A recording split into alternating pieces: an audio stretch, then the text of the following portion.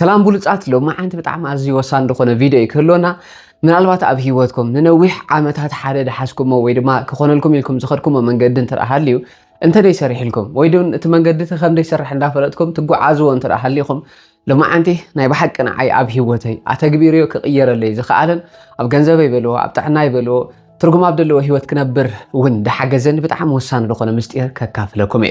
مرري لكم تراحلي وي اتي حسكم وزلكم منقدي بتاع ما اسل تشاو خوينو كم تتدليو دما هيوت زي كونلكم تراحلي دما لكع كم حدا تدمر حدا كلته انبلو كما عينت منقد خريكم كتكملوا انت راخيلكم دما امانن احواتي نخل غزي لو تدمص وسان دخونه مستير ككافلكم نزن اربعه القصيله نغركم نغرات اب هيوتنا كان تغبرن انت راخيلنا دما امانن احوات عبد خونه لو تخنا مصينا نابزا يوتيوب زي ادما قم نغر نمركاب مصيكم تراحليكم اب لكع بوتايكم دلكم مساكم دلكم قال تحاوكم سبسكرايب بمغار بتسبكنوا نابتا فيديو قبلكم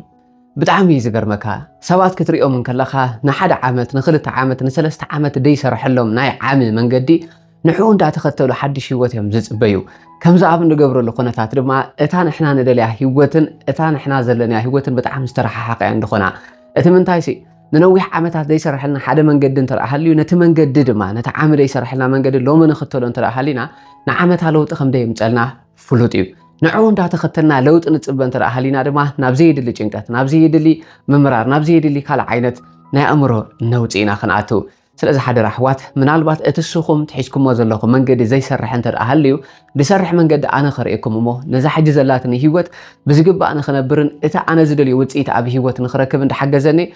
ኣነ ጥራይ ደይኮንኩን ንድ ነገርክዎም ሰባት እውን እዚ ነገር ዝክጥቀምሉ እንከለዉ ብዝግባእ ኣብ ህይወቶም ዓብ ዝኾነ ለውጢ ክርኢሉ ዝኽኣሉ መንገዲ كريكم ايه كم تعقدي مزنا غيركم مالك كم حدا تدمر حدا كلتا إلكم رغصنياتا تخونلو معرخون دو نز ነገር زعنا رغصنيا ات منتايسي ካብ ዝኾነ መጽሓፍ ደንበብኮ ወይ ድኾነ ሰብ ነገረኒ ዘይኮነ እዚ ነገር እዚ ምስ ነገሩንን ምሰንበብኮን ኣብ ህይወተይ ጌረዮ ክሰርሐለይ ምዘይከኣለ ገለ ነገር ክቅይር ክጅምር ከለኹ መሊሰ ድኾነ ነገር ገብር ሞ ድሓነ ነገር ፌል ክገብር ክጅምር ከለኹ ኣብኡ እንዳተማሃርኩ ኣብ ህይወተይ ድማ ብዝግባእ ነዚ ነገር እዚ ኤክስፒሪየንስ ጌረዮ ኣተግቢርዮ لو تخمت الله يسلدخ عليه حواتي انتي قدخم من البات اتا حيسكم ما زلوخم ننويح عامتات زي سرحت دخونة منقدين ترى هليا انا حدا دي سرح منقد خبوكم هيوات سلتوي لكم ترى هليو نمغيار دما انت دليت هليكم دما حدش هيوات نما مسرات دي حقزانا 4 منقدتات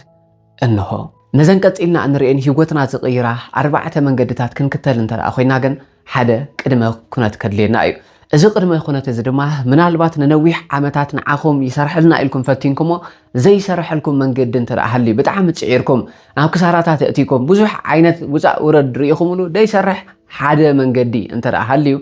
ሓደ ዝነግረኩም ኣብ ሕጂ ሰዓት ቅድመ ኩነት እውን ድኾነ ነገር እንታይ እንተራኢልኩም ንሕዋተይ ነቲ ሒዝኩሞ ዘለኹም መንገዲ ምግዳፍ እዩ ምክንያቱ እንተራኣናይ ብሓቂ ለውጥ ንደላ ሃሊና እታ በኣእምሮና ንምንያ ብልብና እንብህጋ ህይወትን ዝሕጂ ሰዓት ደሎ ህይወትን ራሓቅና እንተደኣ ሃልዩ ናይ ብሓቂ ካ ለውጥ እንተደኣ ሃሊና ሒዝና ዝነበርና መንገዲ ኣይሰርሐልናን ከዓ እንተደኣ ኮይኑ ሓደራኹም ኣሕዋት መጀመርያ ነቲ ሒዝኩሞ ዘለኹም ዘይሰርሕ ትብሎ መንገዲ ምግዳፍ እዩ እቲ ቀዳማይ መንገዲ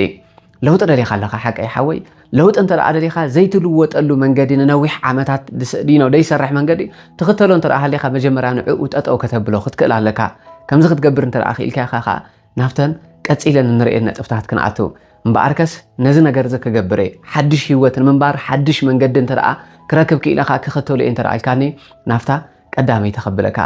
እታ ቀዳመይት ምባር መብዛሕትና እንተ ንርዳእ ናይ በሓቂ ህይወትና ሙሉእ ብሙሉእ መልክዑ ክቕይረላ ዝኽእል መንገዲ እንታይ እንተራ ኢልካኒ ሓወይ ምኽኒት ጠጠው መባል እዩ ሓቀይ ክትቅየር ደሊኻ ኣለኻ ሓቂ ሓወይ ሓፍተይ እውን ክትቅየር ደሊኽ ኣለኺ ክንቅየር እንተራ ኮይና ኣብ መሬት ደሎ ተጨባጥ ድኾነ ምኽኒት ክህሉ ይኽእል ኾን እንድዩ ንዑ እንዳልዓልና ህይወተይ ዘይተቀየረ ከምዚ ስለ ድኾነ ገንዘብ ስለ ዘይረኸብኩ እዩ ኣብ ጅባይ ገንዘብ ስለ ደየለ ኣብ ኣካውንተይ ገንዘብ ስለ ደየለ ድሕግዘኒ ሰብ ስለ ዘየለ እዚ ሲስተም ናይ ዝዓዲ ከምቲ ዝደልዮ ስለ ደይኮነ ወይ እውን ድኾነ ብኣእምሮና ክንበፅሖ ክንረኽቦ ዳሓሰብና ግን ደይረኸብና ነገር እንተደኣ ሃልዩ እዚ ነገራት እዚ ስለ ደይብሎ ኢልና ምምኽናይ ብምቁራፅ ሓድሽ ህይወት ክንጅምር ዘለና እዚ ኣጥራይተን ድመጻርላ ሰለስተ ከይ ነገርካ እዚ ኣጥራይ ብዝግባእ እንተ ትርዳእ እሞ ሓወይ ምኽኒት እንታይ ምዃኑ ተረዲእካ ከኣኒ ካብ ምኽናይ ውፅእ ኢልካ ናይ ብሓቂ ንህይወትካ ብሉፅ ድኾነ ምኽንያት ስትሮንግ ድኾነ ዋይ ሒዝካ እንተራ ክትጓዓዛ ክኢልካ ህይወትካ ካብ ክብለካ ዝኽእል ዓሊድ غير እምበኣር ከስታ ቀዳመይቲ ወሳኒት ዝኾነት ነገር ምኽኒት ጠጠው ምባል እዩ ዘይምምኽናይ እሞ እንታይ ክገብር ደሊኻ ንኻልድ ሓወይ ልክዕ እንዲኻ ዘለኻ ግን ሪያሊቲ እዩ ኣብ ጅባይ ገንዘብ የለን ከምዚ ትሪኦ ዘለኻ ድሓን ዝኾነ ጥዕና የብለይን ሲስተም ናይ ዝዓዲ ትፈልጦ ኢኻ መዓት ድዝርዘር ሽግራት ኣብ ደገ ክህሉ ይኽእል ክኸውን እዩ እዞም ምኽኒታት እዚኦም ግን እንታይ እዮም ድገብሩ እንተረኣይልካኒ ካልእ ወላ ሓንቲ ድገብርዎ ነገር የለን እታ እንኮ ድገብርዋ ነገር ካብ ሓላፍነት እዮም ደውፁኻ እምበር ነገራት ከይተስተኻኸለ ገንዘብ ደይብሎም እንከሎ ኣብ ካልእ ዓይነት ስደት ከይዶም ወይ እውን ኣብ ክፉእ ድበሃል ህይወት ኣብ ሕማቕ ድበሃል ህይወት ኣትዮም ዝሓሸ ህይወት ዝፈጠሩ ሰባት እኮ ኣለዉ እዮም ሓወይ ንስኻ እውን ሓደ ካብኦም ክትከውን ትኽእል ኢኻ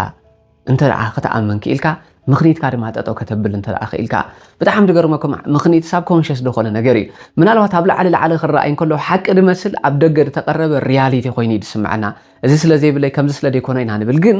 እንተደኣ ነመኻና ሃሊና ከምዚ ኢና ኮ ንብል ዘለና ኣሕዋት እዚ ነቲ ነገራት ክገብር ክእል ነይረ እንዴ ዘይምግባረይ ግን በቃ ተረድኡኒ ኢኹም ኣይተፍረዱኒ ኢኹም ክገብር ዘይከኣልኩ እዚ ነትን ፀገማት ስለ ዘለኒ ኣይክእልን ኢና ንብል ዘለና ፈጣሪ ከዓ ንኸይንኽእል ኣይኮነን ፈጢርና እኳ ናይ ብሓቂ ፅግዕ ክንብሎ ናብ ውሽጥና ክንምለስ ናይ ብሓቂ ካብ ምኽኒታትና ውፅእ ኢልና ሕቶና ጸሎትና ክነስተኻኽል ተለኣኺልና ኩሉ ነገራት ምቕያሩ ዘይተርፍ እዩ እታ ቀዳመይቲ ኣብ ህይወተይ ደስተኻኸልክዋ ናይ ብሓቂ ድማ ህይወተይ ክቕየረሉ ዝጀመረ መንገዲ እንታይ እንትረኣልካኒ ምኽኒት ጠጠው ከብል ምስ ጀመርኩ እዩ ኣብ ኣፍሪቃ እየ ዘለኹ ድሕግዘኒ $100 ዝሰደለ ሰብ ኣይነበረን ናብ ፕሮሰስ ድገብረሉ ድኾነ ዓይነት ተስፋ ድገብረሉ ድኾነ ካልእ ህይወት ኣይነበረን ሓወይ ኣፍታ ሞትቲ እንታይ ክገብር ዘለኒ ኢለ ክሓስብ ምስ ጀመርኩ ድማ ናብዚ ናይ ብሓቂ ድነግረካ ዘለኹ መንገድታት እየ ክመፅእ ክኢለ እታ ቀዳመይቲ ጠጠው ደበልክዋ ድማ ምኽኒታ ሕራይ ሓወይ ምናልባት ቤተሰብ ደይክህልወካ ክእል ክኸውን ሃብታም ቤተሰብ ገንዘብ ክህበካ ዝኽእል ቤተሰብ ወይ እውን ድኾነ ክእለት ድኾነ ፍልጠት ድኾነ ነገር ደይክህልወካ ክእል ኣብ ሕጂ ሰዓት ወይ እውን ምናልባት ተዘለኻ ዓዲ ሲስተሙ ቁርብ ኣሸጋሪ ክኸውን ክእል እዩ እዚ ኩሉ ነገራት እኮ ሓቂ እዩ ሓወይ ምኽኒት ክገርመካ ሓቂ እዩ ግን እንታይ ይኹም ብድሕሪ እዩ ህይወትካ ክትቅይር ደሊኻ ኣለኻ ወይስ ኣይደለኻን ማለት ክቅይር ደሊ እንተረኣልካ ነዞም ምኽኒታት እዚኦም ካብ ኣፍካ ንሓንቲ ደቂቕካ ከተውፅኦም የብልካን ካብ ሕጂ ንኔው ጠጠው ከተብሎም ክትክእል ዘለካ እንተዘይኮይኑ ምኽንያቱ ክልተ ምርጫ ጥራይ ዘለና ወይ ነቲ ነገርቲ የድልየኒ ኢልና ከነተግብሮ ኣለና ብድፍረት ወይ ድማ ክላ በቃ ዳሓን ትረፈኒ ኢልና እንዳመኽንና መንባር እዩ ብፍላይ ተመኽን እንተደኣ ኮንካ ከዓ ብዙሓት ዓጀብቲ ኣለውኸ ኣይኮነ እንዲ ሓወይ ምክንያቱ ነቲ ህይወት ተደሰልቾም ናይ ብሓቂ ደማሩሩ ናይ ብሓቂ ሓቂኻ ኒኻ ዝነት ነገራት ኣለዉ ድብሉ ብዕይንቶም ጥራይ ድጓዓዙ ዓይኒ ልቦኖኦም ግን ድኾነ ሽግራት ድደፈኖም ኣለዉ ከዮም ሰባት ንዑ ናብኦም ክትከይ ተደኣኺልካ ሓቂኻ ኢኻ እንታይ ሞ ክትቅየር ትኽእል ነርካ ዝነት ነገራት ስለ ዘይብልካ እንዳበልካ ከይብሉን እንዳበልካ ምዞም ሰባት እዚኦም ክትሰማዕ ትኽእል ኢኻ ክቕየር ደሊ እንተደኣልካን እንተደኣ ክቕየረ ይድደሊ እንተደኣልካ ግን ሓወይ ሓደ ነገር ክነግረካ እንታይ ግበር መሲልካ ኣይክእሎን ነዚ ነገር እዚ ኢልካ ወይ ድማ እዚ ነገር እዚ ስለዘይብል እንዳበልካ እንተደኣ ነቲ ነገርቲ ካብ ምትግባር ትቁጠብ ሃሊኻ ግን ከዓ ክትገብሮ ትደሊ እንተደኣ ኮንካ ህይወትካ ክትቅየር ትረኣሊኻ ናብ ሓደ መንገዲ ክትከይድ ግዴታ እዩ እንታይ ኢልካ ሓተት መሲልካ ኦፍኮርስ ገንዘብ የብለይን ኣብ ጅባይ ድኾነ ዓይነት ሓሳብ የብለይን ድኾነ ዓይነት ልምዲ የብለይን ሲስተም ናይ ዝዓዲ ከምዚ ድሪኦ እዩ ደሎ ግን እዚ ኩሉ ነገራት ወላ ይሃልሞ ግን ብኸመይ ክገብሮ ድኽእል ኢልካ ክትሓትት እንተደኣ ጀሚርካ ኩሉ ግዜ መንገዲ ኣሎ እዩ ጂም ሮን ድበሃል ብጣዕሚ ሓደ ደኽብሮ ዓብ ፊሎሶፈር እንታይ ይብል መሲልካ ኣይክእልን ኢልካ ና ሓደ ነገር ተስፋ እንተደኣ ቆሪፅካ ኦፍኮርስ ኣይትኽእልን ኢኻ ብል ግን ብኸመይ ነዚ ነገር እዚ ከተግብሮ ዝኽእል ኢልካ እንተደኣ ተሓትት ኮንካ ኩሉ ግዜ መልሲ ኣሎ እዩ ሓወይ ኣብ ጅባይ ገንዘብ የለን ግን ብኸመይ ዓብ ድኾነ ህይወት ክፈጥር ድኽእል ብኸመይ ድሓሻ ኣታዊ ክፈጥር ድኽእል ኢልካ እንተደኣ ክትሓትት ክኢልካ መልሲ ኣሎ ምናልባት እውን ጥዕናኻ እንተደኣ ናብ ሕማቕ ኩነታት ኣትዩ ክትዕሉ ዝኽእል መንገዲ የለን ኢልካ ተስፋኻ ምቁራፅ ክትዕሕ እንተደኣ ኮይኑ እንታይ ክገብር ደለኒ ምናልባት ድኾነ ሕርፈፍ ድበለ ሪሌሽንሽፕ ቅድሚ ሕጂ ሕሊፍካ ወይ እውን ሕጂ ዘሎ ሰዓት ሪሌሽንሽፕካ ከምቲ ትደልዮ ዘይከይድ እንተደኣ ሃልዩ ዝሓሸ ዓይነት ፍቕራዊ ህይወት ከመይ ገርኤ ክምስርት ዝደሊ እንተደኣ ኢልካ ኩሉ ግዜ መልሲ ኣሎ እዩ ምክንያቱ እንታይ እንተረኣልካና ሓወይ ሕተት ክወሃበካ እዩ if you ask እንተደኣ ደሊኻ ኩሉ ግዜ ኢኻ ትረክብ ስለዚ ክትደሊ እንተደኣ ኮንካ ናብ ምድላይ ክትከይድ ናብቲ ፈጣሪ ቀሪቦ ደሎ በረኸት ክትጓዓዝ እንተደኣ ኮንካ ግን እታ ቀዳመይቲ ከተቋርፃ ዘለካ ሓወይ ምኽኒታ ካብ ኣፍካ ንሓንቲ ደቂቕ እኳ ትኹን ንሓንቲ ሰከንድ እኳ ትኹን ምኽኒት ክወፅእ የብሉን ተመኽን እንተደኣ ሃሊኻ ኣብ ውብቂዓላ ህይወት ግን ሕራይ ዝነዚ ነገራት የብለይ ብኸመይ ከተግብሮ ዝኽእል እንተደኣ ኢልካ ግን ማሓት መልሲ ኣሎ ግደፎ መራሓን ፈጣሪ ድቐረቦ ዓብ መልሲ ብዓብዩ ብቐሊሉ ካብ ኢንተርነት ኣቲኻ ሰርች ክትገብር እንተደኣ ክኢልካ ብኸመይ እዚ ነገር እዚ ከስተኻኽሎ ድኽእል እንተደኣ ትብል ሃሊኻ there is always an answer معات من قدتها تابزي إنترنت زكانة بعله تركب تخليها لغنا ساعات بتعمل تعنا شجرني عبد شجروا له زنبر كوان ما لا تزيد يأخي لو مخنيات مدهني توصل كهلا جبر بوزحنا جرات جبرني أبتجيزتي قن بقى حمامي فوسخ رخبولي كعلكن on those days صنتها خجبر دخلي أبي إنترنت أتي دخلنا جرا سيرش خجبر متجمر كجن كافتا أنا زفولت مدهني تراي وسيل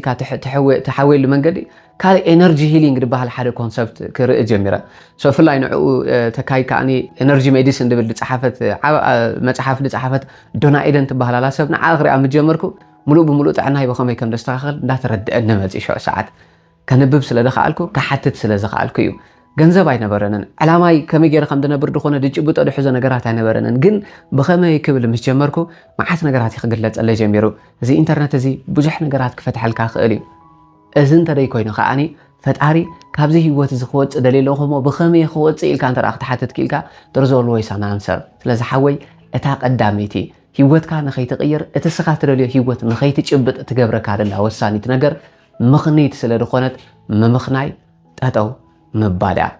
زي أنت أجر كارما نفتا كالأيت بتعم سبات دشجرولان هيوتهم نخيك إيرو تجبرن وصانيت نجار كن كيد نخيرنا كرمنا نفتا خالأيت محلافنا جنا حواتي حدا دم محلال فلكم حبريت له نسدو ما نمبل 10 سلسلة زور زكاة سربة تخاولوا تنخلنا أنت نوع عبيد سسمي بتعم عزيو والسنة دقنا نيوز حسابات هيوت زقير دلنا خلت تور حزكاة ناي أونلاين سلتنا مزجبا جميرنا لنا أبزت حتى لنا واتساب نمبر تتقينكم كأني مسانا خد مزجبون مزجبا ما اتناتكم سيلف كونفيدنس تراي كونن تعناكم سلامكم فقركم مزجبا ونحلمتاتكم نخت نبرو جواب نبلكم سلزي نفتا كالأيت قبلكم تخالأيت دما بقلتي بنصر علامها زي مفلاتي بزح سب هيوتي كغير دلي دخنا فاينانشال فريدم دلي دا عدبل نمبر ناي بحقي انت عينت هيوت كم دنبر قلت دخنا نصر دخنا علامه حيزو اي غعزني اب هيوتي درا اخو ነገር ካንሲ ሓደ ሰብ ናበይ ከም ዝኸይድ እንታይ ከም ዝገብር ብንጹር ናብቲ ዝበጽሖ ቦታ እንተ ኣኽራ ኣይኽኢሉ ድሌታቱ ጽርዩ ንጹር ደኾነ ዓላማ ክህልዎ እንተ ኣኽኢሉ ናብቲ ዓላማቲ ጉዕዞ ሕጂ ይጅመር ግሉጽ ደኾነ ዓላማ ኣብ እምሮኻ ንጹር ደኾነ ዓላማ እንተ ዘይሃሊካ ግን ናበይ ኢኻ ወቕት ከይድ ሓወይ ምኽንያቱ እንተ ኣትኸዶ ቦታ ወሲንካ ኢኻ ኣምበር ናብቲ ቦታ ትኽትከይድ ምናልባት እንደኾነ መንገዲ እንተ ሰሓትካ ትኸዶ ቦታ ፈሊጥካ ስለ ዘለኻ ተመሊስካ ናፍታ መንገዲ ኢኻ ተኣቱ ብዙሕ ሰብ ቢዝነስ ክጅምር ደሊ ደኾነ ካምፓኒ ክፈጥር ደሊ ግን بزرزرنا وشت أتيو نبعد من يدقلقلت كامبانتي انتهي مسلتناتو بيزنس موديل أمن أتيو أناي من سبا هيوت أتيو زحاشة هيوت كم تدخل بمنتا يدقير انتهي نقرات تقبركي دحايش بخمي انت عينت نقراتي شبات دي شقرون دلو بخمي من قد ايش قراتهم كفتح لهم زلني انت نقرت زكايدو بأونلاين دي بأوفلاين دي بخمي برودكت تناف سبات كبصحو بقليلو سبات كبخمي اكسس كقبرو زخولون دابدا ديتيل أتيو نتنقرتا ايه يتصنعاني انتهي خنقبر دلنا انت رأي كان بننصر نتعلاماتي to the detail to the pixel level نابتحت وردينا انت عينت هيوت اتعلامات خنبر كله انت عينت هيوت نسبات كم دق على اللومن انت عينت هيوت شعو كم دهلون ابو امري انا تيرا خفلطو كخيل علني مالت حاجه خاندي خاخد زتل انت لخا ነገር ግን ሊጅምሮ له ካፒታል ኮ ይብለኝ ገንዘብ ድባሃል ኮ ይብለኝ ፍልጠት ድባሃል ኮ ይብለኝ በኸመይ ከም ዲጅምሮኮ ወላ ሓንቲ ተሓስኮ ነገር ኮ ይብለኝ ክትብል ትኽእል ኢኻ ድገርመካ ሓወይ ህይወት ወዳእ መጀመርያ أبو أمرخة أنت رأى جلس أبي كانت نجارتنا أخا ردك كانت رأى خيلو of course نخال سبات كتردهم بقليلو بقليلو كتردهم تخيلي خا أنت زي كوينو جن نعاقات نجارت جلس أنت رأي كوين سبات كتنجرهم كلا خا أنت أنا يبحك بجلس رأي تنجرهم كونكا مالت بمتى من قدي أمه سبات كحق زخا ما يبحك جن السخات اللي علامة أبو أمرخة بزجب أنت رأى قريت كان أبي كم تخيل تاي كم تجبر بزجب أنت رأى تتصنع كونكا بزجب أنا سبات شجر تاي مخانو أفتو بوتاتي أفتو سخات حسور لخا بيزنس أتصنع حبيلك إذا نجارات سبات يشجروا مالو إلكا سيرش تجبر ترى أخونكا ما تعرف تنبب ترى أخونكا نعون مكلال كأدخون كرياتيفيتي تمت ترى أخونكا أبو مرخا نعون ترى وديكا زيد قاتم حوي نزل نجارات بوش تخا ودا أبيلكا كتجوا عسك تجمر كلها هندبت عبدو خنا بوتا كوفيل كان كلها دخونا سمينار دي عبدو خنا بوتا دي كوفيل كان كلها مساوات كتفالت تجمر سبات كتفالت أم كجمر كلها علامة خا تقدم شمكات نقرم ليها كستو إيه ناي بقى كم زعينة تايد بهالالني بدحري يدوما خم زعينة علامة لنيلكا العلامة خا تنقرم كجمر كلها بتعمل زي دستبلي أنا كم زعينة نجارات علني مو من الوقت السبب تقاخا خوف دي ولا هندبت كوي مجد تعمل بهال بأمنة تقعس جاب زهلا خا ننصر علامات ساب زهلوكا أبتقاخا خوف يدوز نبرسب أنا كم زعينة حساب علني ኣጋጣሚ ናትካ ታሽሙን ስለ ድመሰጠኒ ደስ ስለ ድበለኒ ኣነ ገንዘብ ኣለኒ እሞ ንምንታይ ሓቢርና ደይ ንሰርሕ ሰኻኻ ትናትካ ሓሳብ ደይተምፅእ ሓቢርና ደይ ንሰርሕ ክብለካ ክእል ሓወይ ብጣዕሚ ትግረም ኢኻ ሽዑ ይውልሲ እቲ ስኻ ንዓኻ ዘድልየካ ሕልምኻ ንምንባር ዘድልየካ ገንዘብ ምናልባት ኣብ ጅባኻ ደይክህሉ ክእል ክኸውን እዩ ኣብ ጅባ ካልኦት ሰባት ግን ኣሎ እዩ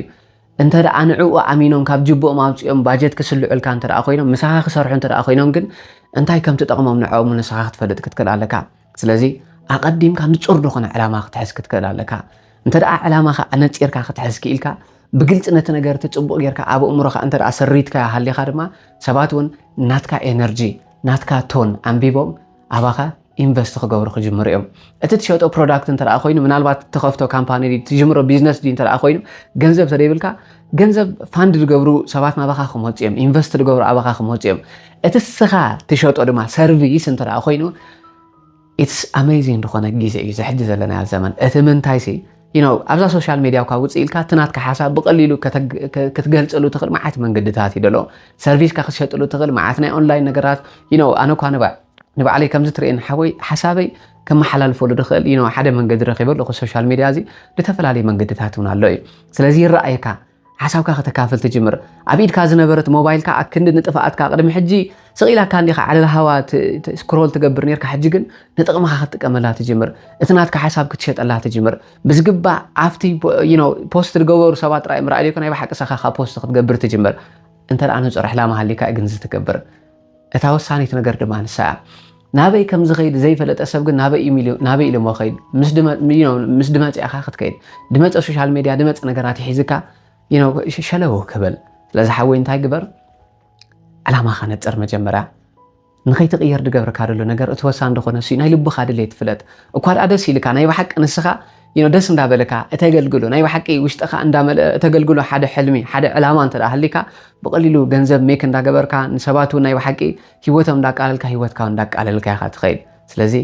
ነዚ ምሕሳብ ኣድልዮ ኮፍ ኢልካ እንታይ እዩ ዕላማይ ብንጹር ምጽናዕ ምርዳእ ምፍታሽ የድሊ እዚኣ እንተ ጌርካ እመነና ሓወይ ሂወትካ ክቕየር እዩ እታ ሳልሰይቲ ወሳኒት ነገር እዚ ምስ ገበርካ ክትገብራ ደለካ ሳልሰይቲ ነገር ድማ ንመብዛሕትና ተሸገረናን ናይ መብዛሕትኡ ሰብ ፀገም ኮይና ትስምዐንን ኦፍ ኮርስ እንደኾነትን ካብ ናብሰይ እውን ድረኣኸዋ ናይ ባሓቂ ሂወተይ ንኸይቅየር ጌራ ዝነበረት ድማ ቀልጢፍካ ድኾነ ውፅኢት ምፅባይ ብጣዕሚ ኩላትና ደጋጥም ነገር እዩ ሾርትካት ዝኾነ ነገር ምድላይ ሎሚ ጀሚርካ ድኾነ ትስኻ ትደልዮ ነገር ሎሚ ክሳምረልካ ምፅባይ ኣይሰርሕን ኢልካ ብድሕሪ ንዑ ገዲፍካ ናብ ካልእ ምኻድ እዩ ስለዚ ሓወይ እንታይ ክንገብር ዘለና እንተ ደኣ ኢልኩምኒ ደይ ምርባፅ ነታ ንሕና ንደልያ ተፈጥሮ ዝሰርሐሉ መንገዲ ከምኡ እዩ ነታ ንሕና ንደልያ ዘርኢ እንተ ደኣ ክንዘርኣ ክኢልና ዘሪኡ ሓደ ሓረስታይ ንኣብነት እንተ ደኣ ጠጦ ኮፍ ኢሉ ሙሉእ መዓልቲ ሙሉእ ለይቲ ድሪኣ እንተ ደኣ ኮይኑ ብጣዕሚ ኣብ ኣዝዩ ልሙዕ ድኾነ መሬት ወይ ከዓ ኣብ ድኾነ ልምልም ድበለ መሬት ዝረአ ኣቢልዋ ግን ወግሐ ፀብሐ ከምዚ ኢሉ እንተ ደኣ ድሪኣ ኮይኑ ትበቁል እንድያ ማዕስያ ትበቁል ድብል እንተ ደኣ ኮይኑ ኣይከውንን እዩ ሓወይ ትዘርአሉ ግዜ ንበይኑ እዩ ተሓብሰሉ ግዜ ንበይኑ እዩ እታ ስኻ ክትገብራ ትኽእል ኣብ ሕጂ ሰዓት ግበር እሞ ንስኻ ብእምነት ድማ ዶንት ቢ ኦብሰስድ ብጣዕሚ ኣይትተሃወኽ ኢኻ ምክንያቱ ተሃዋኽ እንታይ ደምፅእ እንተ ደኣልኩምኒ ከምዚ ወርሒ ተሪፎ ከምዚ ኮ ኮይኑ ኣይሰመረን ሕልመይ ከምዚ ኮ ክንብል ከልና ሞር ተርባፅናትና እቲ ናትና ምህዋኽ ንሕልምታትና ነቲ ንደልዮ ሂወት ብጣዕሚ ዘርሕቆ ኣየቕርቦን እዩ ደቕርቦ ስለ ድመስለና ኢና ንህዎ ከሉ ኣይንተሃወኽ እንታይ ንግበር እንተ ደኣልካነ ድማ ዘሪእካ ኣለኻ ሓቂ ሓወይ እንተ ደኣ ሓደ ዘርኢ ዘሪእካ ሃሊኻ እዚ ዓይነት ሕልሚ ኣለኒ ከምዚ ነገር እዚ ኣለኒ ትብል እንተ ደኣ ኮንካ ጽባሕ እንታይ ከም ድገብር ከመይ ከም ድፍጠር ብኸመይ ከም ድበቁል ገለ ናትካ ጉዳይ ኣይኮነን ንሱ ናይ ፈጣሪ ስራሕ እዩ ንስኻ ክትገብራ ደለካ ኣብ ሕጂ ሰዓት ብዝግባእ እንተ ደኣ ሓደ ሓረስታይ ግራቱ ኮስኪስዋ ኣብ ሕጂ ሰዓት ክገብሮ ዘለዎ ነገር ክሓርስ እንተ ደኣ ክኢሉ ማይ ከስት እንተ ደኣ ክኢሉ ብዝግባእ ፀሓያዩ ክፅህ እንተ ደኣ ክኢሉ ድሕሪ 6 ወርሒ ጣፉዲ ድሕሪ 7 ወርሒ ትስደልዮ ምህርቲ ምምፁእ ዘይተርፍ እዩ መብዛሕትና ደጋጥም ካባ ጀሚርካ እንደሸግረን ዝነበረ ሓደ ነገር ግን ሎሚ ትዘርእ ጽባሕ እንተ ደይበቆለ ትብል it will never happen ኣናተይ ፍልስፍና ኣይኮነን ሓወይ እዚ በቃ ሂወት ትሰርሕሉ በዚ መንገዲ እዩ ናይ ተፈጥሮ ጉዳይ ስለዚ እንታይ ምግባር ኦብሰስድ ምዃን ጠጠው ኣቢልካ ምርባፅ ገዲፍካ ኣብ ሎሚ ክትሰርሖ ዘለካ ምስራሕ ኣብ ሎሚ እቲ ስኻ ክትኮኖ ዘለካ እንተ ደኣ ኮንካ ነብስኻ ትኽስኩስ እንተ ደኣ ኮንካ ናይ ባሓቅፍቲ ዕላማኻት እንተ ደኣ ክትፀንዕ ክኢልካ መነና ሓወይ ጽባሕ ንጎስኻ ድኽስኮስካ ምምፅእ ዶ ይተርፍ እዩ ስለዚ እታ እንኮ ኣብ ኢድካ ዘላ ግዜ ሕጂ ምዃና ፈሊጥካ ንስኻ ኣብ ሕጂ ሰዓት እቲ ጽባሕ ንጎ ክትኮኖ ትደሊ ሂወት ድፈጥር ነገራት ክትገብር ክትክእል ኣለካ دخونه مصحفت منباب كخون خل بزعبا تسخا تحاسبو كغبرو تبلو دخونه صباح دب تبلو هيوت دخونه مص انت راهدي بزعبو مدلاو اب حج ساعات كون كايد ليكالو حوي انت انا بحق كتدالو خيلكا انتاي كم تقبر صباح نغو ددليكا نغرات انتاي مخانو ابلو مخنكا اندا بزغبا نعو اندا تغنزبكا نعو اندانببكا معات هيوتنا ناي هيوتهم غيزي دطفو كاب جيغاتاتهم نخنمهار لهم بزحات سبات مصحفت صحيفهم አለው እም ተት መጽሐፍት ኮፊልካ ከተንብቦ ክትጅምር ከለኻ እቲ ቢዝነስ ተበኸመይ መንገድ ክትሰርሖን ከላ ከም ደለካ እንታይ ክትገብር ከም ደለካ ንበዓል መን ኢኻ ከተገልግል ንሕብረተሰብካ ከተገልግለሉ ትኽእል መንገድታት እንታይ ይደሎ ብዝግባእ ነዚ ነገራት እዚ መዚንካ ኣብ ሕጂ ሰዓት ንስኻ ብዝግባእ እታ ደዘራእካያ ሕልሚ ክትኩስኩሳ እንትራእኺ ኢልካ ጽባሕ ንጎ ሁሉ ነገራት መቕያሩ ዘይተርፍ እዩ ግን ሰብ ኣብናቱ ስራሕ ኣይኮነ እንዳኣቱ ኣብ ስራሕ ፈጣሪ ዳኣቱ مغنيات حنتي دتزرعك يا زرع بخمي كم تبقول بخمي حنت فرزر إن بشحات كم تغير فتعري ميكانيزم تريفولتو فتعري مسرح تريفولتو نتمسرح الزليل كاغن نسخه خبو حجي زري كا صباح نغو بقول تصبن ترى هليخا ويدو ما فت مسرح نمنتا ايزي بقول تا خوينو خمز غبر تبل ترى هليخا غن it will never happen حوي اي كونني سلازم انت هيدلي رجعت هدلي زري كالخا تزرقلو غزين تحبسلو غزين ببينو مخانو بامنت دما بزغبا بعقل دما تختقبرو زلكا ነገር ኣብሎ መኾንካ ስኻ ክትገብር ክትከል ኣለካ ስለዚ ኣብዚ ለካ ሶሻል ሚዲያ ካብዚ ለካ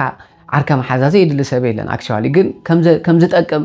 ወይ ድማ ከም ድረብሕ ደይርዶ ግን ብዙሕ ሰብ ኩሉ ይኽእል ኾን ኣብ ደይኮን ነገራት ከእትወካ ደኽል ግን ብዙሕ ዓርካ መሓዛ ይድል ስለዚ ካብኡ ምቁጣብ እዩ ዘድሌካ ክላሳት ምውሳድ እዩ ዘድሌካ ስልጠናታት ምምሃር እዩ بخمي يغير زخل دبل نجارات بزعبة في الله تسخات حسبه هيوت بزعبة تسخا حيس كذا لخا نجر علامة زرد نجارات انت أهلي إنفست تجور لك عجيزة خا أويو كذا عايت تتهوخ لو مزريكا تبع ريك تحفز تخليها جن جيزي أحليا مبقى على ريترفي نعم تحدى حرستين ترى حجي كوميدر زريو كوميدر دو بقول نعم تحفز الستور حكا بنت ترى أخوينو لك زرع بيلو أبسمون كلا أي بقولني يدون ترى عدبون كسو خوين ماليش رما جوع زري نتاجوعتي أريا بيلو جنا خيت تسبي إذا خلاص سيل كايز أي بقولني دبلن ترى خوين أفضل زر ترى خوين خيت تسبيو ترى خوين رجبر كوينو مستفترو أي كيدني دلو سلازي تاجبر حوي رجع هدأ بلمو نتازر اتيا نتابع أمرك قلت رجبر كهخوس كسائقة كم أخذ جبر ترى أخيلك أمانني نسخة سرح كان ترى سريحك فتعرض ما تصبح نجو سرح سرحيو نسخة تحتت نسخة تخصكس نسخة تزرع نسخة زيد اللي خمت كل صحيح ريجكت تجبر انت أخونك صحيح كاتت انت أخونك جراتك بخمي صباح نقول لمع حدش هوت كم تفتر فتعري بعلو سلري فلتو بري تربات بعقلي نزاهي وزيا كتكو عزا كتجمر عليك خمس انت لاجر كخا لو تخاو حسي حوي እታራ ብዐይቲ በጣም ወሳኒት ዝኾነት ዝኹሉ ነገራት ክንገብር እንከለና ኣብ ውሽጥና ኸኣኒ ዝኾነ ነገር ንኽስምዓና ትገብርካ እታራ ብዐይቲ ከምዚ ኢልካ ክትሓስብ ክትጅምር ከለኻ ብኣእምሮኻ ጥራይ ተሓስቦ ብኢድካ ተንኪፍክያ ዘይትፈልጥ ህይወት ንምጅማር ክትሓስብ ክትጅምር ከለኻ ቅድሚ ሕጂ ተሰሚዕካ ዘይፈልጥ ዝኾነ ጋሻ ዝኾነ ስምዒት ኣብ ሰውነትካ ክወረካ ጅምር which is fear ንብሎ ወይ ድማ ፍርሒ ንብሎ እዩ دقرمك كاغن حاوي انتاي مسيلكا نتاحت كيدن كلاخا فرحي يسمعكاني فرح ملكتي صبق ملكتي مخنيات نلعلي تخيد كم زلخان دخونه نجر تلوت سلا زلخان ايو ريزيست دغبركا ريزيستانس دغاطم ويدما ندحري تحد خغوتكا ز حسب نجر دغاطم نمنتا ايو انت ايكاني كلا ايكونن حوي انتاي ناب حش دشيوت ناب زبلت هيوت تخي سلا دخا سواي فرح يسمعكا دلو ناب ديت فلطو قدم حجي فتينكا ناب زيت فلط هيوت تغعازك كساب زهلخا دما دخونه فرحي ورر يزبلكا سلازي أفتا أوانتيا صبق ملأخت مخانة تردائخا اتفرح تخمت انكولو ويلكا اي تقدفو إخا فرح صبق ملكتين اب حدا دبلت دبرخه دعاوي بوتا تخيد كم زلخا يدر إيكارلو نتاحت تخيد كلخا لحن تتقم كيبل نعمل حدا نفوع تبلو سب بتعمى اب يونيفرسيتي اتيو قلملتات غيرو صبق جريد دمت نبرسب كراك اديك تكون يخئلي هند قليلي ناب كما عينت ولفتات كاتو وين اب كلا عينت نغرات كاتو قليلي ግን እንታይ መስልካ ሓወይ ንላዕሊ ክትከይድ እንከለኻ እንዳ ኸበረካ ድኸይድ ዓቀበት ክድዩ ከለኻ ይኹሉ ነገራት ደኸብደካ እምበር ንታሕቲ ሞ ሸለው ምባል ኮይ ኖርማል እዩ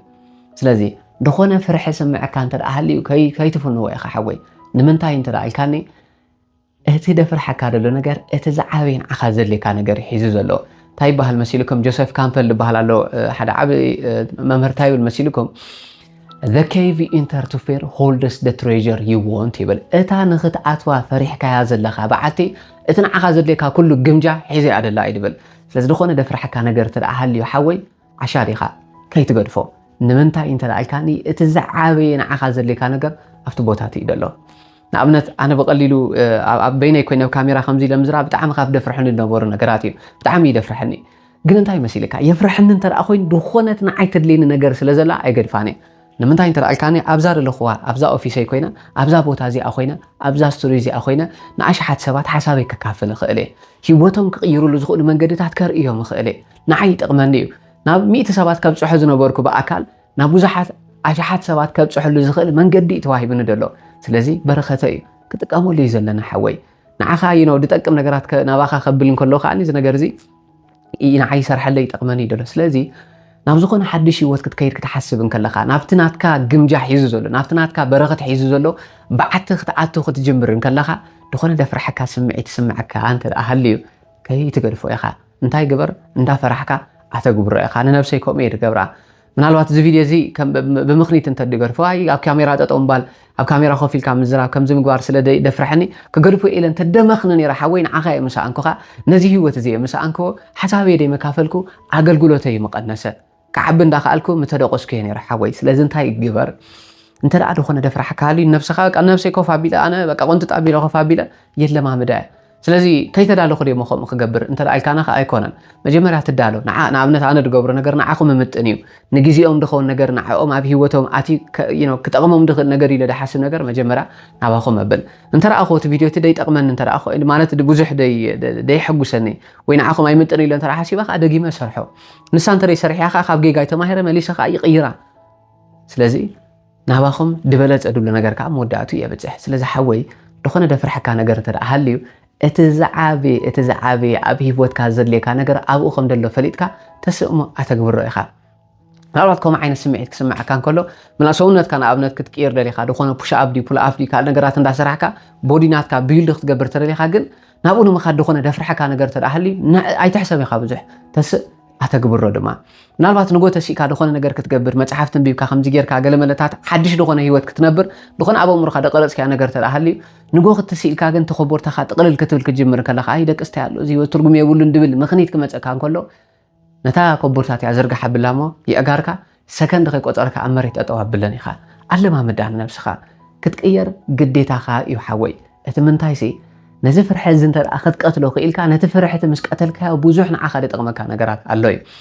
ተረይ ተቐይርካ ግን ንስኻ ጥራይ ደይኮንካ ተስፋኻ ድቕህም እታ ወላዲትካ እቲ ወላዲኻ እቶም ኣሕዋትካ እውን ተስፎኦም ክቕህም እዩ ስለዚ ነዚ ፍርሒ እዚ ንምስዓር ብማእከል እቲ ፍርሒ ንኽትሓልፍ ድገብረካ ሓያል ድኾነ ዋይ ክህልወካ ክኽእል ኣለዎ ምኽንያት ክህልወካ ኣለዎ ስለዚ ምኽኒታትካ ሰቢርካ እንተ ደኣ ናይ ብሓቂ ምኽኒትካ ክዓቢ ክኢሉ ድማ እመነና ሓወይ ፈጣሪውን መንገድታት ኣለዎ እዩ ትፈርሕ ዘለኻ ድኾነ ዓብ ነገር ኣብ ህይወትካ ስለ ዝመጽ ስለዚ ከይትገድፎ ኢኻ ከሬጅ ድበሃል ትብዓት ድበሃል ከዓ ዘይምፍራሕ ደይኮነ እንዳፈራሕካ ነቲ ነገር ትግን ምትግባር እዩ ስለዚ if fear is በቃ happening inside ኣብ ውሽጢ ድኾነ ፍርሕ እንተ ደኣ ሃልዩ ናብ ድኾነ ዓብ ህይወት ትኸይድ ከም ዘለኻ ተረዲእካ ብድድ በል እሞ ሕጂ ተበገስ ኢኻ ስለዚ ኣሕዋት በዘን መንገድታት እዚ ክንከይ ተደኣ ኸይና እመኑኒ ኣነ እውን ኣብ ህይወተይ ገይረየን ናይ ብሓቂ መንገዲ ንኽፈጥር ደሓሸ ህይወት ንኽፈጥር ድበለፀ ነገር ንኸምፅእየን ሓጊዘናኒ ተቐዳመይቲ እንታይ ኢለኩም ኣለኹ እሳ ተቐዳመይቲ እንታይ ኢለኩም ኣለኹ እስኪ ዘክረዋ ኢኹም እንታይ ዲና ኢልና ኣለኹም ዶ ምሳይ ተቐዳመይቲ ድበልናያ ምናልባት ናትና መንገዲ ደይሰርሕ እንተ ደኣ ሃልዩ ምግዳፍ እዩ ታና ቀዳመይቲ ቅድመ ኩነት እያ እታ ቀዳመይቲ ብድሕሪኡ ድማ እንታይ ኢልና ኣለና ኣሕዋተይ በቃ ዘይመመቕናይ ምኽኒት ጠጠው ምባል ምኽኒትና ጠጠው ከነብል እንተ ደኣ ኽኢልና ካብ ኣፍና ምኽኒት ደይወፅእ እንተ ደኣ ኮይኑ እመኑኒ ብዙሕ ነገራት እንዳተቐየረን ኣክንዲ ኣይክእልን እየ ከምዚ ስለ ዝኾነ እዩ ኢልና ነታ ምኽኒት እቲኣ ኣብኣ ጠጠው ካብ ንብልካ ብኸመይ ክገብሮ ዝኽእል ኢልካ ምሕታት እዩ እታ ካልአይቲ ድማ ግልፂ ድኾነ ንፁር ድኾነ ዕላማ ኣብ እምሮና መቕማጥ እዩ ናበይ ከም ንኸይድ ኣነፂርና ምፍላጥ እታ ሳልሰይቲ ድማ ቀልጢፍካ ድኾነ ዓይነት ውፅኢት ንኽመፅእ ደይምርባፅ ህድእ ምባል ንስኻ ኣብ ሎም ስራሕካ ትሰርሕ እሞ ፅባሕ ንጎ ድማ ፈጣሪ እታ ዝሓተትክያ ንኽህበካ ንኽመርሐካን ብትዕግስቲ ብእምነት ነቲ ጉዕዞ ምቕላስ እዩ እታ ሳልሰይቲ ድማ ነቲ ዘፍርሐካ ነገር እንዳፍርሐካ ከሎ ምትግባር እዩ በዘን 4 መንገድታት እንተ ደኣ ክንከይድ ክኢልና أمانن حواتي لومي زجمرنايو صباح أبي كم دبتح فتعرض رايد فلتو باركس نزل نجار زين بزق باب متقام دما هيوتنا بملو نخنقيرن أفتي نجبر عذر ما فتعرنا حق زنان نخلاتكم منيلكم من البات سبسكرايب يجبركم ترى أهلكم سبسكرايب بنقار بيتسبكم يخم إذا فيديو زي أي تقمة عن تبلو سب دما شير جبر ليخم نجزيكم قبل بندامسكمكم كبرت هبلي أبزقت الفيديو كسبنا رخب سناي سلام نعكم ብዙሓት ሰባት ህይወት ዝቕይርሉን መበል 13 ዙር ዝካየድ ሱርበት ተኻውሎት ንኹለን ተናው ዕቤት ተሰሜና ኦንላይን ስልጠና ምዝገባ ጀሚርና ኣለና ኣብዚ ተሓትሩሉ ናይ ዋትስኣፕ ቁፅሪ ተጠቒምኩም ክትረኽቡና ትኽእሉ ኢኹም ኣብ ክላስ ሰራኽበና